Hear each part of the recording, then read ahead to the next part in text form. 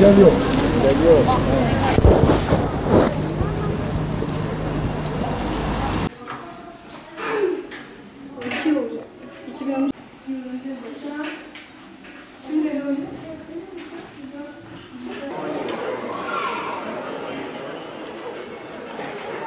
Elhamdülillah bu sene 13.sünü düzenlediğimiz Onu Oku, Onu Yaşa temalı siyer sınavımızı elhamdülillah yaptık. Bu hususta gerçekten gün geçtikçe her yıl daha üzerine katarak gidiyoruz. Hem bizim açımızdan hem gerçekten sınava giren adaylar açısından her gün sayımızı katlıyoruz. Biz Adıyaman'da da depremden dolayı evet bizim sayımız düştü. Şu an yaklaşık 6.000 kaydımız oldu. 6.000 kişi sınava girdi.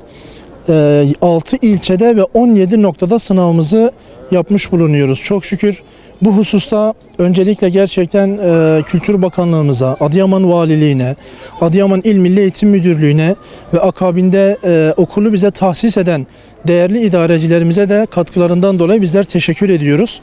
Elhamdülillah bu hususta hamdolsun güzel bir sınav oldu. 13 yıldır hamdolsun hiçbir sıkıntı yaşamadık. Şu 1,5 saat içerisinde diğer ilçelerle de irtibatımız vardı zaten. Hamdolsun ilçelerimizde de hiçbir sıkıntı yaşamadık. Çok güzel bir aile ortamında bu sınavı yapıyoruz. Zaten her sene gelen velilerimize de şeker ikramımız, lokum ikramımız, kolonyamız, onlara hoş geldin bir nevi kendi evimizde misafir ediyormuşuz gibi davranıyoruz. Yani hamdolsun karşılığını da alıyoruz tabii ki.